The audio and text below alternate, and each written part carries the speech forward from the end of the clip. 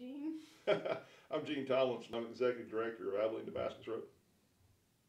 And Gene, what does Abilene Damascus Road normally do? What we normally do is provide transitional housing for people transitioning from incarceration back into society. Well, then how did you get caught up with Hail Relief? Well, one of our board of directors, Jeff Smith, heads up Boots on the Ground ministry for Beltway Park Baptist, and he brought to our attention the great need for that particular type of help in the neighborhoods he saw. He saw after the June 12 hailstorm a great influx of calls of people needing their roofs fixed, and he realized that a lot of people were without insurance and it needed to help. So what have you been doing so far in this process? Well, learning how to do disaster relief primarily, because I didn't have any idea how to do that to begin with. Mary Cooksey at 211 United Way and Esther Kissel from Global Samaritan were invaluable to me in helping me to learn how to go about helping those people like that, because I certainly didn't have any experience at it. It was quite overwhelming at first. So what have you seen so far?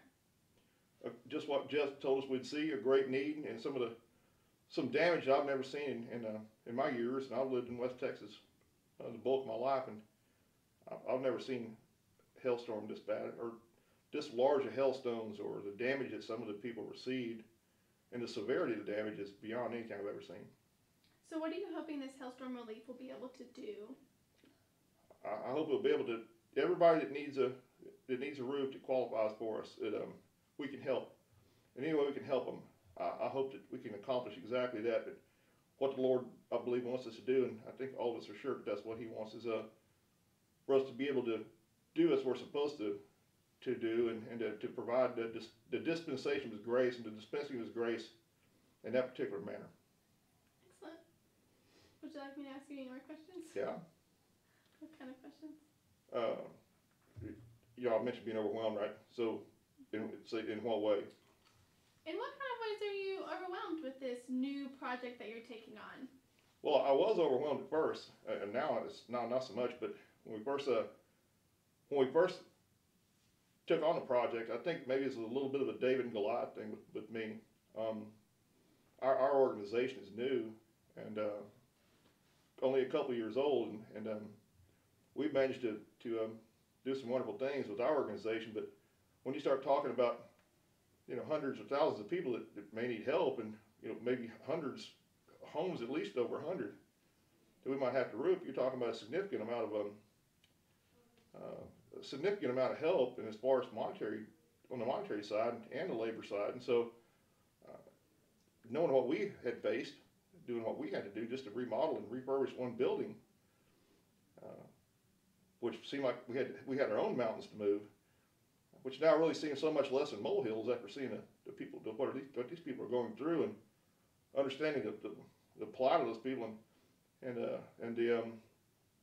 the necessity of helping them and raising that much money and getting that much help gathered and coordinated in a short period of time. It was certainly at first I've never doubted that the Lord wanted us where He put us, but sometimes you just kind of stand back and you say, well, I think I can.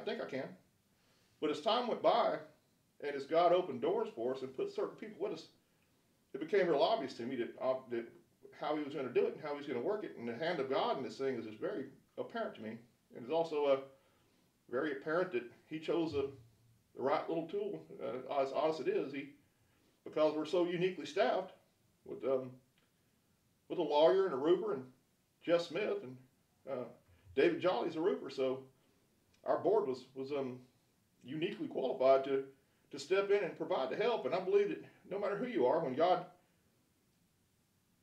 puts you in the way of something like that, well, it's how we respond to that, I think, is key in our fulfilling the purpose for which we were created. And I think in this particular purpose that he put who He wanted right where He wanted us, and we're just blessed to be able to do that. So how are you hoping to gather this help, whether it be monetary or materials? How are you hoping to raise this significant amount of money? It's a challenge. It's a challenge, but as we've been helped by, put together with people for the contractors, and as Bob is out of the goodness of his heart has helped so many people with insurance problems. I mean, it continues to this day to be very busy with calls coming in with people who didn't get paid a sufficient amount to re-roof their houses, or had gotten paid before and it didn't complete the roofing, and for whatever reason they have problems with insurance.